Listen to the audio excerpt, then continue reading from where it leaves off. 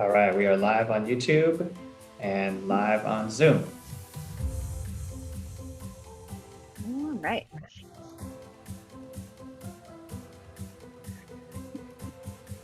Welcome. This is always my favorite part of the webinar, seeing the attendee numbers just populate into the screen. Welcome everyone to the summer 2021 K-12 Teaching Academy.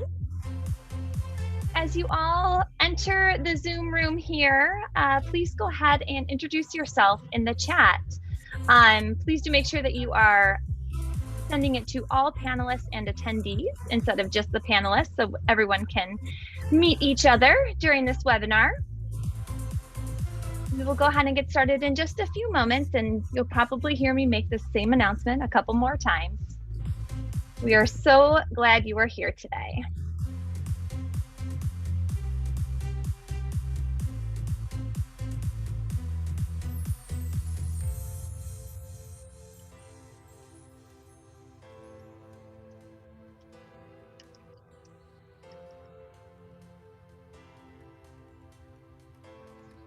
Excellent.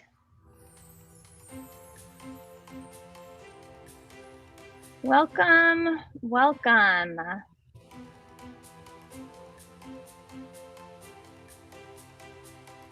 Armin, it's nice to see you again.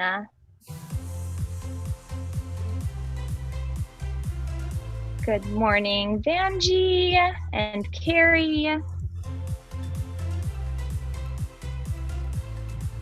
I realize how heavily I rely on the chat during these webinars because I can't see everyone's faces or have access to their mics. So thank you so much for introducing yourself. Welcome, everyone.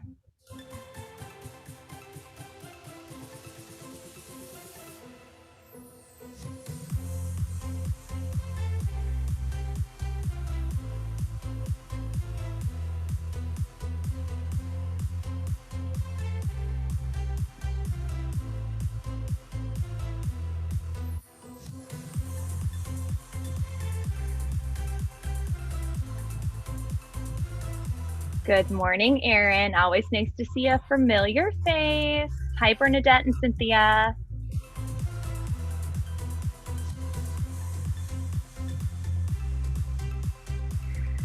All right, we're gonna go ahead and get started in just a moment, but if you could take a moment to introduce yourself and make sure that you have your chat sent to all panelists and attendees so that everyone in our webinar can view your comments.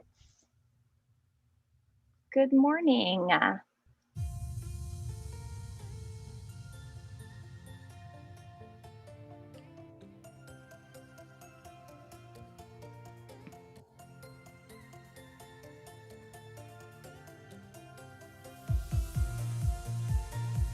Good morning to Tabitha and Lisa, Dawn and Maya. Excellent. So nice to see everyone this morning. All right, we're going to go ahead and get started with just a few announcements as everyone is, getting settled in our webinar. So just to remind everyone that there is a recording of this event right now, and it will be available after the presentation on the Teaching Academy website. Please remember that there are captions available to you. You just have to click on that live transcript button down at the bottom of your Zoom screen, and they will also be on the recording. All of your video and audio are automatically turned off because this is a webinar. Please use the chat to communicate with the presenters and one another. And just a little plug for our Facebook and LinkedIn group. The links are right there for you in the chat. We hope that you join us so you can keep updated on everything San Jose State Lurie College of Education, all that information and the different things that we provide in the community. I am so excited this morning to get started with this presentation. The title of our presentation today is Centering Humanity Through Identity-Informed Collaborative Notebook Activities. And our presenter today is Bettina Shea, who is an associate professor in teacher education at California State University Long Beach. And Bettina, it is just a pleasure to have you here. I know that we have a lot of attendees excited to hear you speak, and you did such a lovely job at last year's Academy, and we are so excited to have you back. Thank you for being here. Thanks so much for having me, Becca. And hi, everybody. I'm super excited to be with you. I'm going to take a moment to share my screen as well. Really excited to be with you today.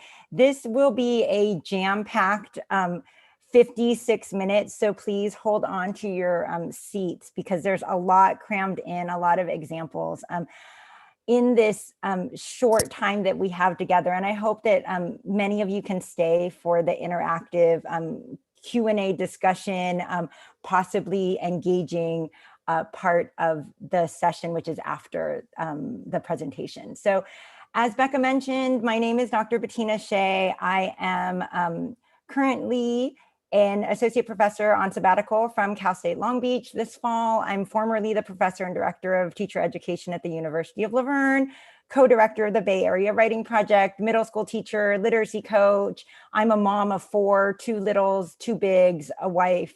I'm a dog mom. I run.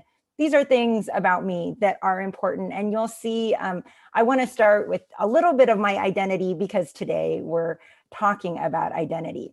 I also wanted to just drop into the chat for you a link to today's slides in case you want to follow along and have the slides as we're going through them. So the first thing that I like to start my classes with, that I like to start my presentations with, is centering our humanity through breath. And I think this is really important because by taking collective breaths, we actually honor our own humanity and honor our bodies. It allows us to get present to the places we're at, the lands we occupy, the indigenous lands we occupy.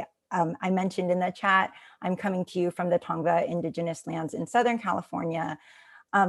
But it also helps us to get present to the experiences we bring to this session, to transition in and to center our minds to be able to be present for the individual and collective learning we're going to be doing today. So you'll see the GIF on the left side of the slide. We're going to actually take a moment, and I invite you to just, wherever you're at, sit tall, plant your feet on the ground. You can do this open or closed-eyed. And then we're going to breathe together and take 3 deep breaths. So let's inhale. Pause. And exhale.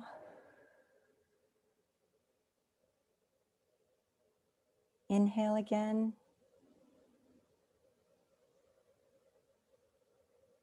Pause. And exhale. And then once more, inhale, pause, and exhale.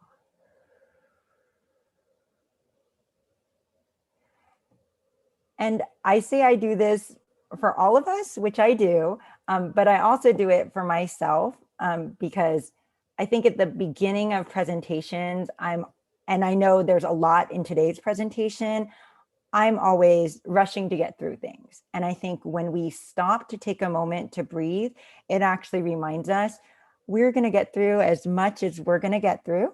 And then you will have access to the slides for anything we may not get through. You'll have access to all of the information. But the most important thing is for us to have this time together. So I want to start by asking you this question. And I'm going to ask you to type this in the chat and make sure that it's set to panelists and attendees, but don't hit enter until I say go. We're going to do an activity called the Waterfall Chat, which I got from my colleague, Dr. Nina Wooldridge. But I want you to take a moment to reflect on this question. Why is it critical to start with centering our students' humanity and drawing from our students' identities? Particularly as we transition from the 2020-2021 academic year, right? So we're all transitioning. And I want us to think about why it's important to center our students' humanity, our humanity and our students' humanities. That's why the slash is there, right? Why is it important to start with centering humanity and identities as we transition from the 2021 academic year into this new academic year? So I'm going to pause for about 30 seconds to give you a chance to type something in the chat, and then don't hit enter until I say go.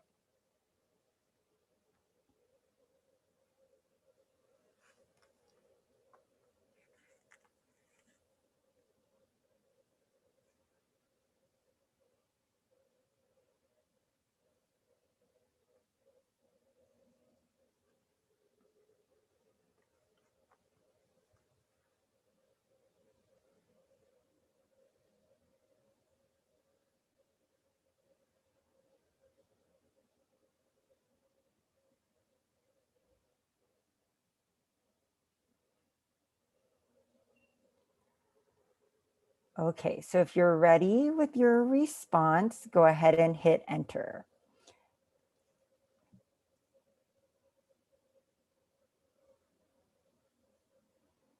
Great, and I'm just gonna, and this creates a cascade, a waterfall of responses, right? And as the waterfall is kind of trickling in, I wanna say this is a helpful strategy because it allows students to focus on their response, right? While, without the pressure of seeing everybody else responding. And you can adapt this to an in-person classroom just by giving all your students whiteboards and having them do the writing, and then everybody shows at the same time, right? So this is pretty easily adaptable. I'm going to go over some of my answers in a minute, but some of the answers I'm seeing here, right? It's been a traumatic and unsettling year for so many. So when we're fragile, it's really important, right? Many identities have been challenged and erased, right, by traditional curriculum. And so it's really important to draw students into connection and relationships, a sense of isolation, starting where students are at, family, community, environment within the classroom, acknowledging feelings, giving space, holding space for people, trauma, humanity, right? We're all human, making students feel safe. Students' personal lives, right, have a deep impact on their learning.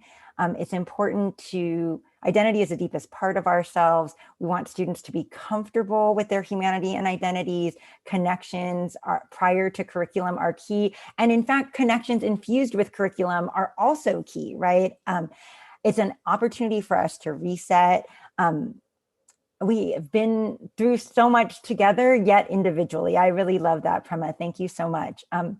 Yeah, and acknowledging that we've all gone through this past year and a half, like we have to know who people are in the learning space. And because we can't really engage in this collaborative process, as Vanji mentioned, right, if we're not actually informed by our own humanity, students' humanity, and their identities and our identities. So thank you so much in engaging with this question. I'm really excited to see your reasons, and I'll talk a little bit more about my reasons in just a moment. So today we are going to be engaging with the concept of collaborative notebooks, and we're going to have different topics that can be prompts for collaborative notebooks. And I noticed as you all were introducing yourself in the chat, and I know we have some folks following on YouTube or some folks that'll be joining after, right, because this video is being recorded. So I know you're from a range of different grade levels, subject areas, and I think collaborative notebooks are a really great activity because they can span grade levels, they can span grade levels and subject areas, content areas, right? So, and I'm sure actually you're very familiar with collaborative notebooks, right? They can be done either digitally or in paper. I shared with you this slide of my first encounter that I remember with collaborative notebooks, right? And during the pandemic, I was sorting through some old boxes of mine, and I found this artifact from my own third grade class. So my teacher, Mrs. Witter, did a weekly Kid of the Week display where we would set up a bulletin board and a table area with important items or objects connected to our lives and identities, right? And this could be also adapted digitally, right, to kind of do a digital artifact page. But then at the end of the week, we would give a presentation to talk about these items, and everyone in the class would draw one of the items and write a short reflection on what they liked, right? And again, if students are pre-writing, right, they can also, you can use sentence frames, you can use pictures, but it's this nice multimodal way of engaging with a collaborative notebook, right? So this is a non-digital form of a collaborative notebook. And in reflecting on today's presentation, it's also an example of bringing affirming parts of student identity into the classroom, because every kid got to be Kid of the Week. And every student in the class responded to something that they liked from that Kid of the Week presentation, right? So it was really centering the student voice within the classroom. And I had that powerful example in 3rd grade, right? So this is something that's always been a part of my own identity in education, even before I knew I was going to become an educator, right?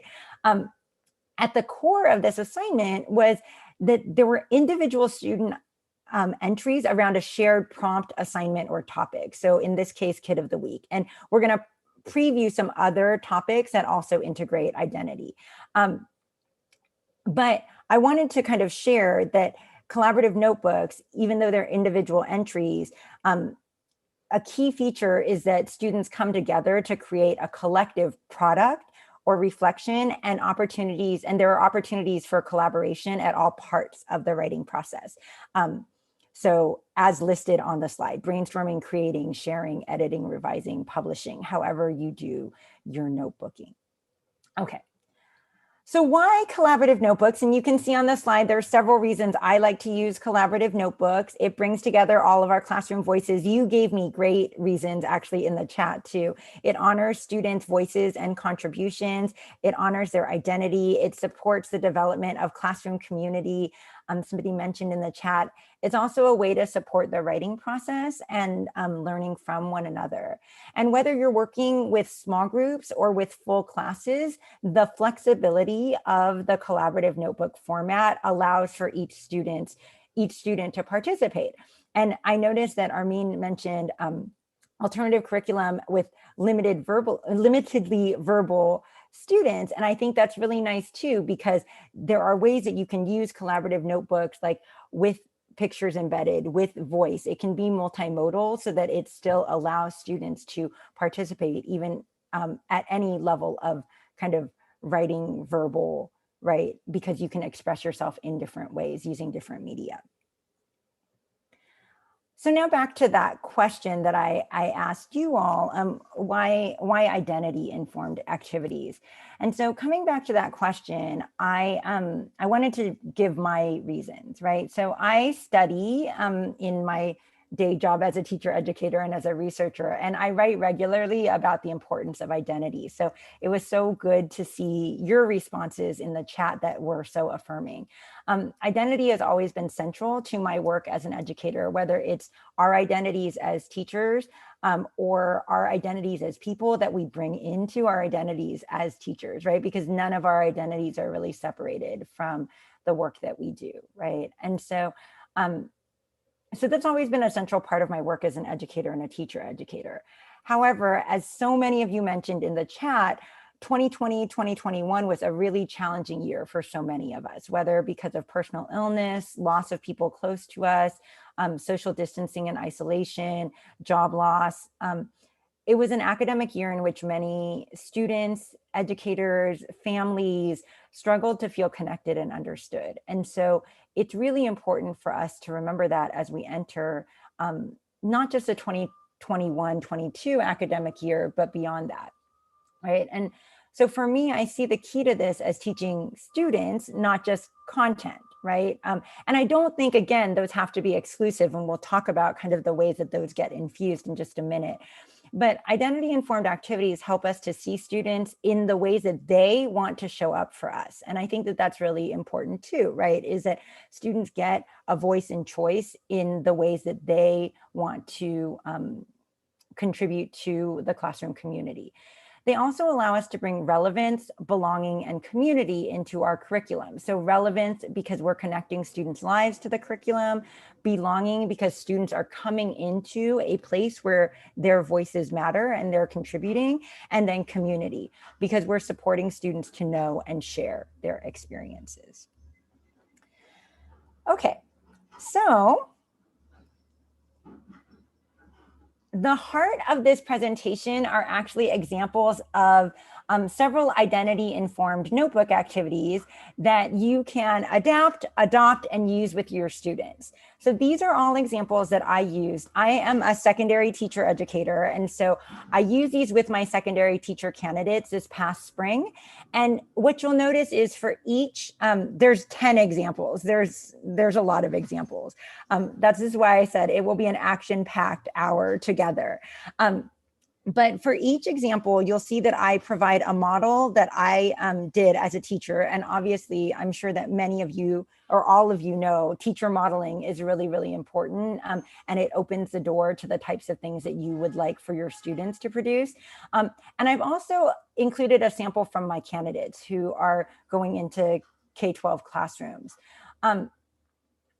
And I think those are both really important because they allow for scaffolding for students. And you'll see when we get to our own collaborative notebook, I've included some of the scaffolding slides I included for my candidates as well, because those guiding points are really important for various activities. And I know there are some elementary folks, some science folks. These are from humanities teacher candidates that are in the room. So I just want to acknowledge, like, what I hope is these are not the be all end all of activities, but that these will generate some ideas for you that you can use and adapt to your own context.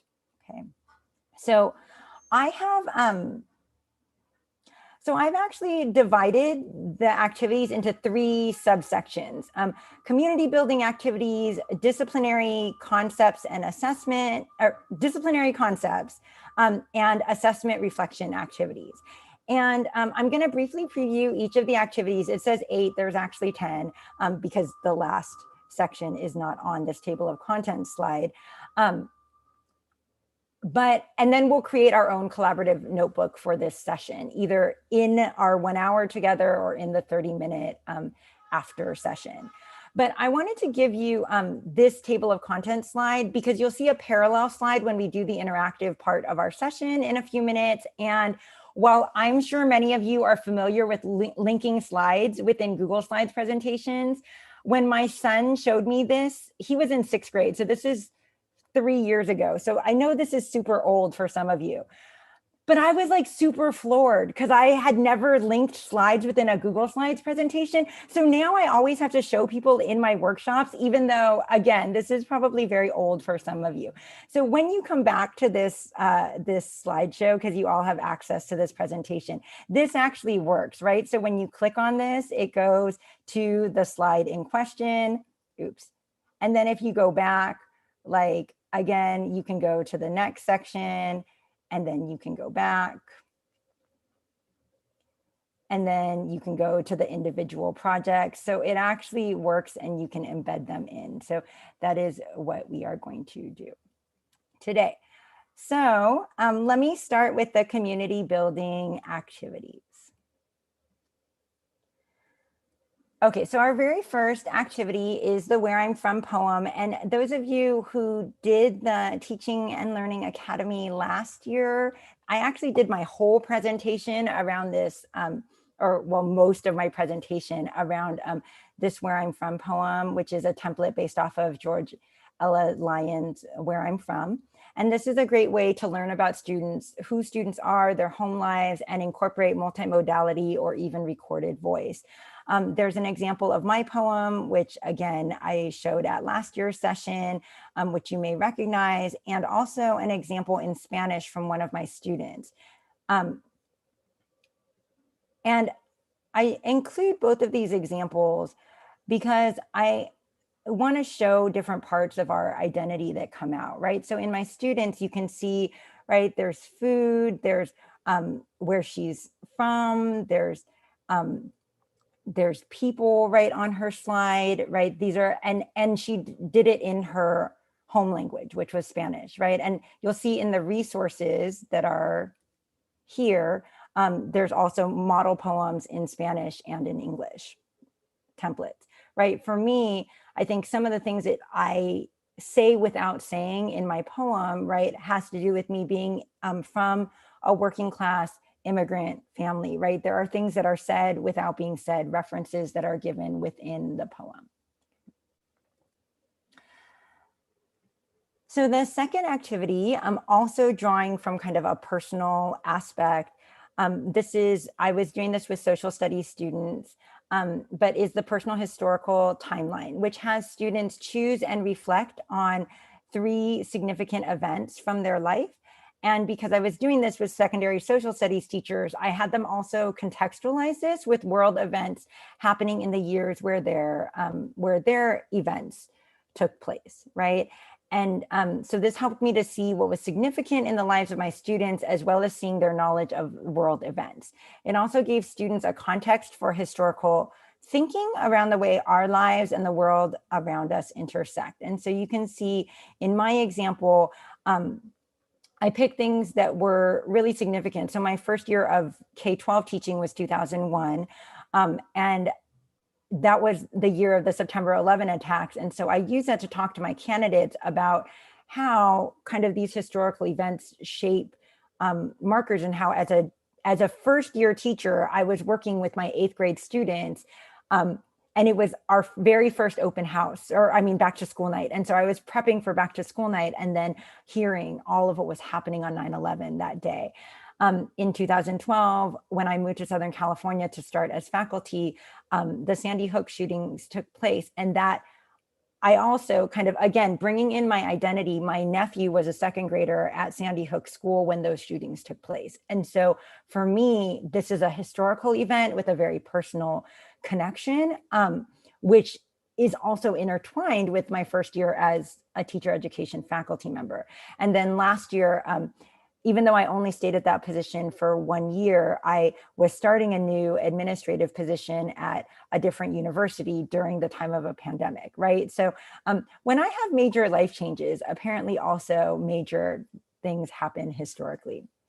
And I wanted to share my students because I think it's really significant what he highlighted, right? So when he decided to attend college, it was the time of Obama's 2nd inauguration. And what he shared was that this was, a time of hope for him, right? Like he saw this, he really felt like this was the first kind of election that he had real awareness from, and it helped to motivate him to go into college and study social science, right? And then he finished his degree in 2018. And I thought it was really interesting that, here he's a history social science student, and the world event that he put was God's Plan was the #1 song of 2018.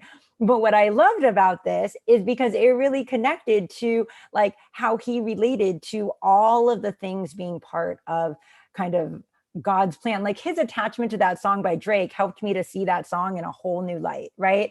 And then the last thing, he was named the head coach of a girls soccer team at a particular high school. And that was the year that the US women's national team won the World Cup. And he talked about how his identity as a girls soccer coach really helped him to think about the ways in which women aren't compensated equitably, like not only in sports, but in gender disparities across our society. And so what was really interesting to me is the historical events that he selected really, really connected to his personal identity in ways that were beyond what I ever really would have thought of traditionally. So I think these really at the beginning of the semester allowed me to connect with who my students were and appreciate them in very, very important ways. And I think my modeling of things that were deeply personally connected helped them to actually engage with that in a different way. Okay, so next I have several disciplinary concepts, disciplinary connections that come through collaborative notebook activities.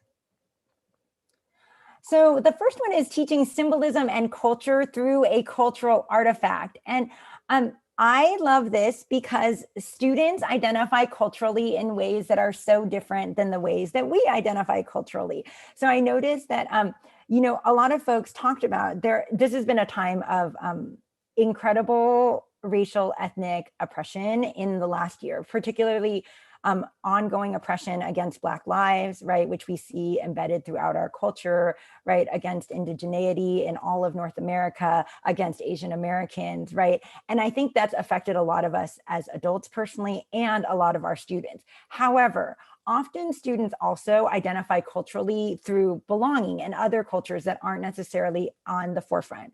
Obviously, we just came out of Pride Month, so LGBTQ culture is a culture that often gets erased, but is a really important one for students. But also there are things like immigrant culture, gaming culture, theater culture, right? That parenting culture that are really important to students. And so again, I think when we talk about culture, thinking about what is your artifact, why is your artifact significant, what about your artifact relates to you, and you'll see that in the scaffolding slide that that I have here. So I gave my students these prompt questions to help them reflect. What is your artifact? Why is your artifact significant? What does your artifact represent about your culture? And so I actually took this painting that is a watercolor picture that a former student of mine made that I bought, and connected it to my own Asian American identity, but also my belief in the importance of Asian Black solidarity, and talk about the symbolism, right, of strength in Asian American culture and in cross-racial solidarity, but also brought in my teaching self, right, because this was made by a former student, and having that be a part of my culture too, like allows that cultural component to come in, right? Multiple layers of culture. And my student's example shows a cultural tradition lost because of immigration and migration and changing identities, right? And so she's talking about her mother's creations, which, you know, she talks about, unfortunately, these will die with her because there was no time for her to teach me. And I think that this is such an important part of kind of who people are, right? And understanding like cultural loss, which happens when we, sorry, I'm trying to manage the chat too, and I should just trust you all because you all can manage the chat without me. So that like loss from first generation to second generation is such a powerful thing for a lot of immigrant and migrant students. And so I think it was really important. A slide that I didn't include here, but I just wanted to bring up because I think it's really important to help students think about broad notions of culture, was one of my students actually had a picture of Dungeons and Dragon die, right? Because she identifies as part of a gaming culture, right? And so her artifact was a picture of the many die that she used for Dungeons and Dragons. And again, I think this is key because people can identify and students can identify culture in a variety of ways, such as kind of groups that they belong to, religion, youth culture, etc. Okay, so activity 4 is, again, around history. It's the 5 W's and personal histories. And the 5 W's can come all the way down to elementary school, right? We often ask, right? This who, what, when, where, why, and how, right? And we could use this with a picture book. It doesn't have to be a historical narrative. But what we did was used a historical narrative. And so I want to show you, this actually was a really deeply personal activity for me because I talked about my mother's immigration from Taiwan. And so my mother came in 1964 from Taiwan just before the Hart-Celler Act.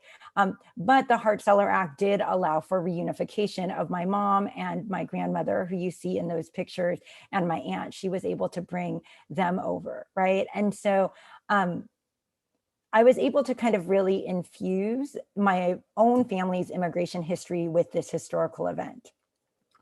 My student actually picked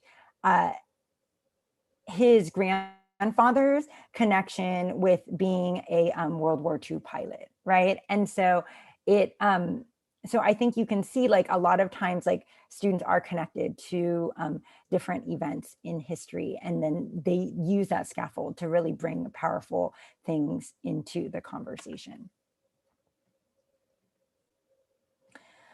Okay, so this next one is Okay, this next one is a journal entry. And I included this one in because I think that interactive journal entries with visuals connecting to personal experiences are kind of one of the easiest ways to bring students in, right? And I think that there are some universal experiences that help us to understand that we're not alone, right? And so this is a relatively simple journal prompt, but it touches on social emotional learning through empathy and everyday writing. And so it helps to build connections and deepen connections and empathy within community, right? And so, so mine was around working and becoming a mom in graduate school. And so you see one of my littles and one of my bigs. I told you I was a mom of 4. So my older daughter's twin sister is not pictured. And that little one that I'm carrying is my 15-year-old who taught me how to link Google Slides. So clearly this picture is a little bit dated, but it does talk about kind of some of the struggles. And I think, again, this helps to humanize me as a teacher and a teacher educator, because this was a really challenging part of my life. And I think because I shared this with teacher candidates, I picked this example specifically because I knew it would humanize me to them at a time that was parallel to them, right? So this might not be the same example that I would use with 8th grade students, right? So I might use a different example that drew from my own middle school experience to talk about a sense of alienation there, which I have lots of middle school stories that tell about that, right? But I think the goal here was that my example helped connect to them so that they see, oh, look, she's a human being too. And that opens it up for students to actually bring examples from their identity. Oops. So you can see, right, that my student's example, right, was talking about her own sense of alienation when she was, when her friends were all beautiful petite girls and she was an awkward, broad-shouldered, not very feminine woman, right, like or young girl. And so, so I think that's it's a really nice range, right? So another empathy related activity that is historical empathy, I offered bonus points for historical women, personal connections, right, is about bringing connections to history, right? Students often ask, why are we learning about this? And I think this one was really interesting. I chose Grace Lee Boggs, who is a civil rights activist, again, kind of drawing from my connection to Black Asian solidarity. I thought this was a really important kind of figure. And although Grace Lee Boggs is getting to be more well-known, she is still relatively obscure for a lot of folks in the US. But one of the things I thought was really interesting is my student, one of my students picked Maria Elena Salinas, who I didn't know at all, who is a local journalist, right, for Univision. Right. And she is one of the most, some of you probably recognize her as one of the most recognized Latina female journalists in the US.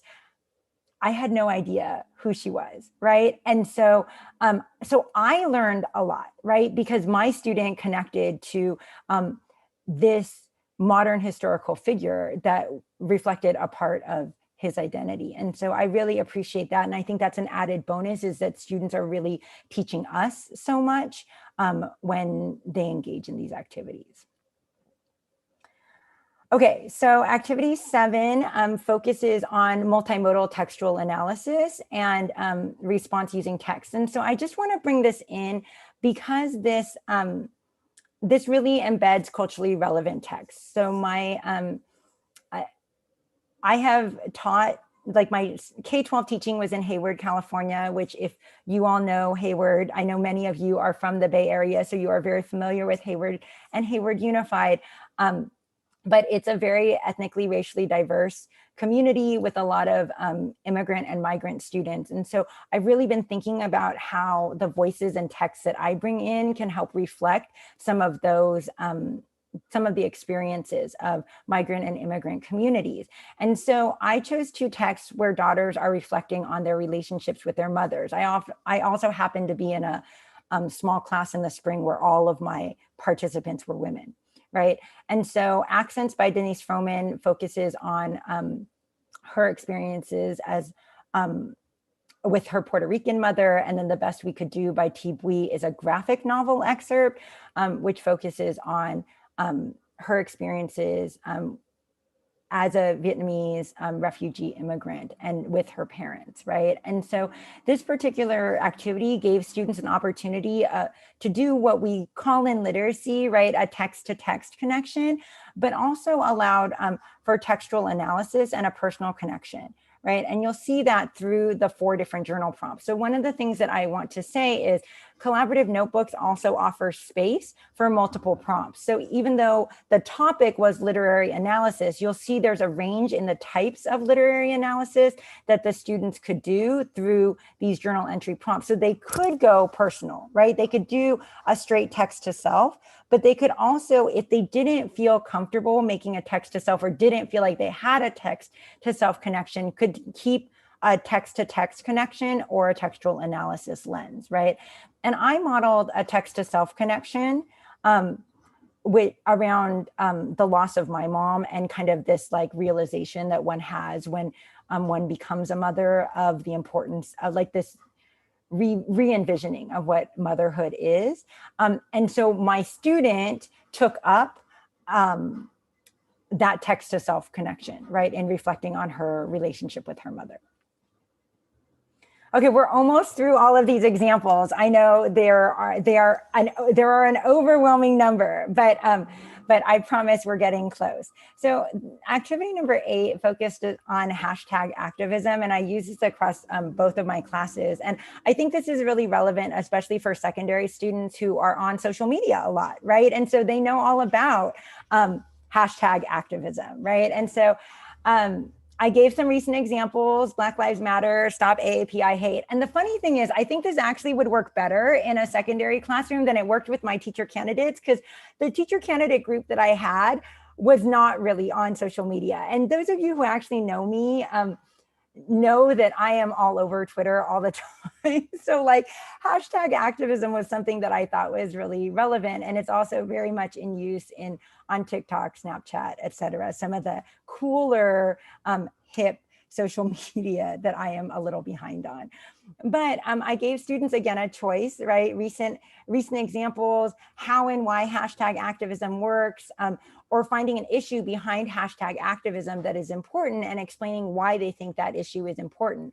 And so, because I often used to have this question, I supervised student teachers a couple of years ago. Well, what happens for families who don't let their kids on social media? Like, how do they do an activity like that? Well, there's still ways to research how and why hashtag activism works, even if you're not on social media. Okay, so I used Stop AAPI Hate. I gave some follow-up resources, because one of the things that we know, a critique of hashtag activism, is there's the hashtag and then nothing ever goes beyond the hashtag. And so I highlighted some resources and then talked about those resources. One of the things that I think was super interesting is that one of my teacher candidates picked a topic that she really connected with that doesn't have a hashtag. And so she's like, you know, listen, I think this should have a hashtag, but it doesn't have a hashtag. And so I'm going to like explain like why I think that this issue, Save Street Vendors, should have a hashtag. And I thought it was such an interesting variation, because it meant that I opened up the space enough that there was enough flexibility that even though that wasn't one of the given topics, she still fulfilled the objective, right, of the lesson, which was really thinking about social issues and the ways in which social media can help amplify attention to social issues. And so she talked about kind of the plight of street vendors. And then remember back to my women's soccer coach, right, my girls soccer coach, he actually then connected, right, all the way back from the beginning of the semester. This was towards the end of the semester. He connected back to his issue of inequity that exists in sports, and that also, of course, reflects inequity that in pay that exists across society. So really, again, connecting to his own identity as a girls soccer coach. Okay, finally, the last two, we can use collaborative notebook activities as assessment and reflection activities, right? So we talk about kind of if you think about that old framework, or the oldie but goodie framework of into, through, and beyond, right? If we think about the real importance of establishing community as a foundation for our school year, for our activities, as a way to get into an activity, if we think about disciplinary activities as a way to use collaborative notebooks through our lessons and in connection with our activities, we can think about collaborative notebooks as an assessment tool and a way to promote reflection on learning. And so I wanted to give you a couple of examples of that. So the example that I used in one of my classes was a collage is worth 1,000 words. And so again, for those folks that work with nonverbal, preverbal, or verbal limited students, right? Like, I think pictures are really powerful, right? And so I asked my students to look back on their notes. This was at the end of the semester, look back on their notes, look back through the modules, look back through their collaborative notebook, and make a collage of what they've learned, listing at least 3 bullet points to summarize their key takeaways, right? But I think the images are just as powerful as the takeaways. So here's my collage, right? The collage that I took, right? And then here's my bullet pointed reflection, right? And I used to, when I was in the classroom, when I was teaching 8th grade, have my students do a quarterly reflection anyways. So, you know, if I were to go back into the classroom now, I would have this activity take the place of that activity and have it be a collaborative notebook so that students could also think about, oh, well, that's so interesting. We were in the same class for the same quarter, and like I took away these things and you took away these things, and like, oh, I had forgotten about that activity. Oh, this was really good. Like I thought about that. And then also for myself, like what are the themes that they're taking away? What were the really powerful lessons in this class? Can this help me to think about what I need to reteach, what has been powerful, etc. And so you'll see, like, I could see, and this was a theme that came up in all of my classes in this spring semester, was that SEL was super important, right? That social emotional learning was really key. And one of the things that, and flexibility and compassion, right? And then incorporating funds of knowledge and student identity, right? So these were the things, and these were the ways that she represented these ideas, right, in this collage. And so I really love this collage and this reflection particularly, right? Because it shows, right, the pictures that you choose, right, as well as what you write are really important, because I think they show a lot about somebody's personality and who they are. Okay, and then the final activity that I wanted to share with you is the course learning timeline. So you'll remember I talked about the timeline at the beginning, right? That like asked you to make personal connections to kind of historical events, right? And that's not a new topic, but it's kind of newly digital, right? So then I asked them to reflect. I asked students to reflect on activities that that they learned over the, so it's a similar prompt, but done in a different way, right? So what we did is I talked about, okay, in week 3, we covered universal design for learning. And this is what I took away from it, right? So it's again, using this idea of like bullet point reflection with visuals, with like a reflection on learning, right? So then in weeks 4 and 5, we talked about asset-based framing, community cultural wealth. Week 8, we talked about disciplinary thinking skills, et cetera. And you can use this as kind of a review tool too, at the end of a quarter or a year. And again, you can see these are the things that my student took from the class, right? So really quickly, for my non-humanities and elementary teachers in the room, right? Just some quick ideas that you could adapt the collaborative notebook activity to.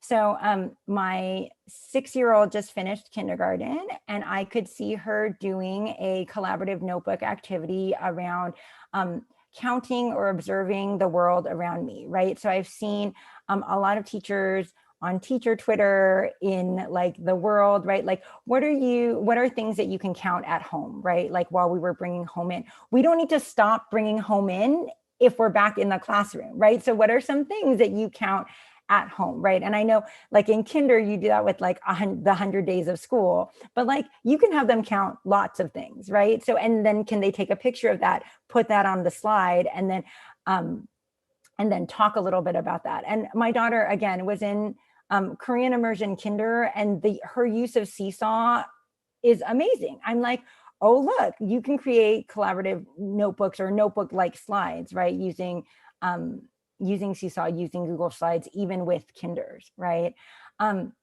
And then also like in science, right? Observing the world around me, like 1, 2, 3, what do I see in my house, on my way to school, right? What are some things that students see? And it's teaching, right, these foundational skills in like, how do we observe?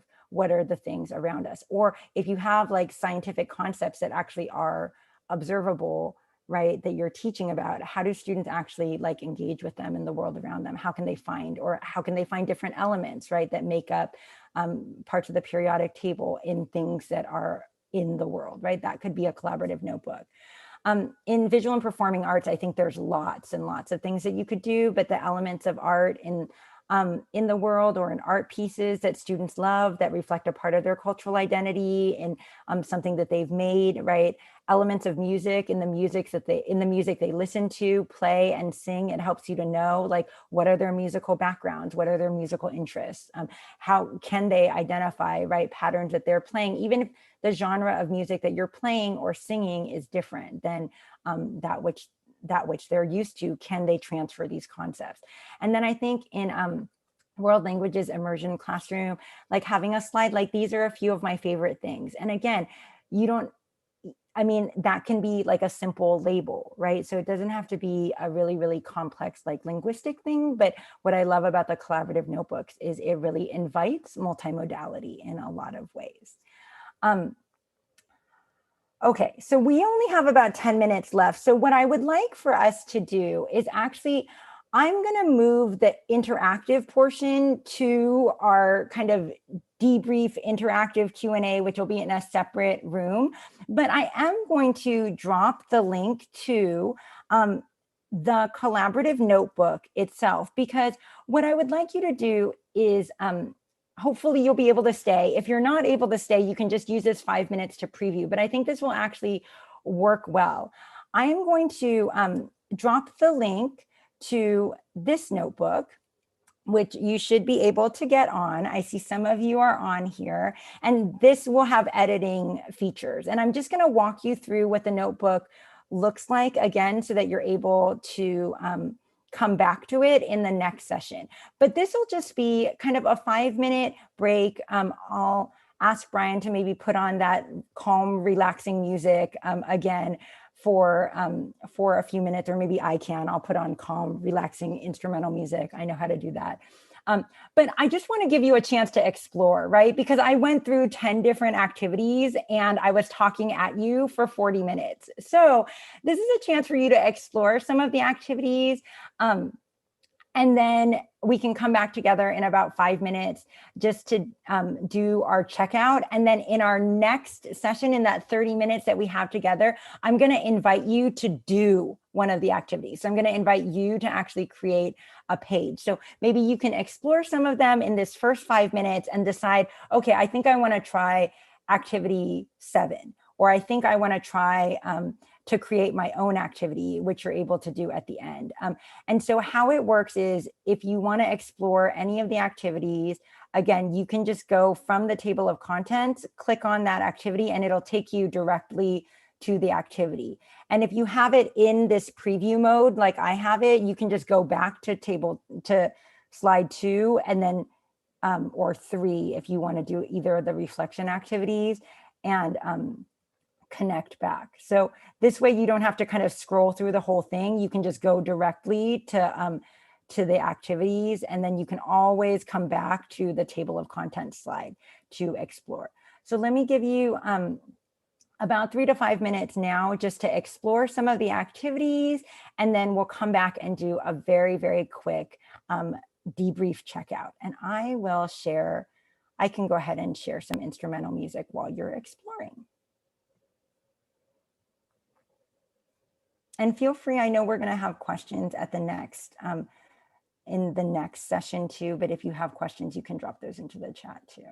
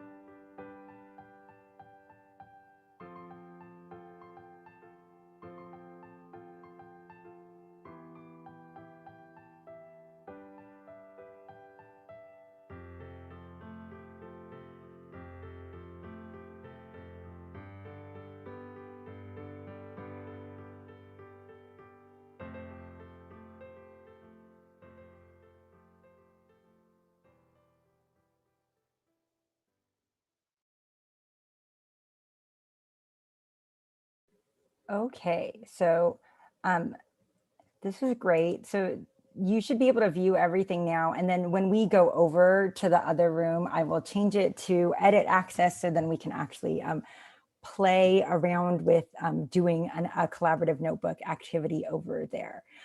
So again, we'll choose one of the activities and do that next. And then I actually wanted to highlight that when you create your collaborative notebooks, you should make sure, like I didn't, but I thought I did, but I didn't. You should make sure that the Google Slides are set to edit until it's time to publish. So I know Becca wants to close us out. I just wanted to give one more checkout activity. So on your way out, if you're still with us today, please, if you would, just to affirm my own self, share with me one idea or activity that you're taking from the session that you'd like to try or that you feel will impact your practice. So it could be one of the individual activities or just the idea or prompt of doing collaborative notebooks themselves. I will drop that into the chat so that I can get everything set up for our next session. And then I'll turn it over to Becca.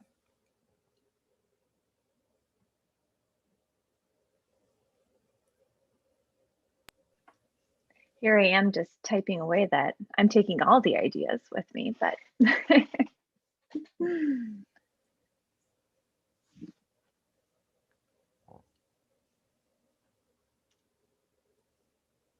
excellent. All right, as those ideas come through, it's so great to see. Brian will pop in the link as well. I think he'll probably pop it in there a couple times as these come in, just to join us in the discussion room. And so you can access that room through that link, or it's also in your email. And just remember, you will have access to your video and mic during that time as well. So thank you so much, Dr. Shea. And I don't know if you want to close out with some comments on there, or if you want to move over to the other room. Yeah, no, I'm super excited. Thank you. I'm so glad you all are taking some things away. I really, really hope to see you over in the other room so that you can actually learn. I am, as I shared earlier, I'm a writing project person. And so we always say we learn best by actually doing the work. And so I hope to see some of you over there because then you can create your own teacher model and take that slide back to model this. I know many of you are planning to use something in your classroom. And so maybe engaging with that particular prompt so you have your teacher model and don't have to worry about it for the rest of the summer and can enjoy other professional learning or rest, which you all so richly deserve. Thank you so, so much. And I look forward to seeing you over in the other room. Excellent. Thank you. Thank you. Thank you. I echo all of the thank yous in the chat as well. Thank you, Dr. Shea. And we will see hopefully all of you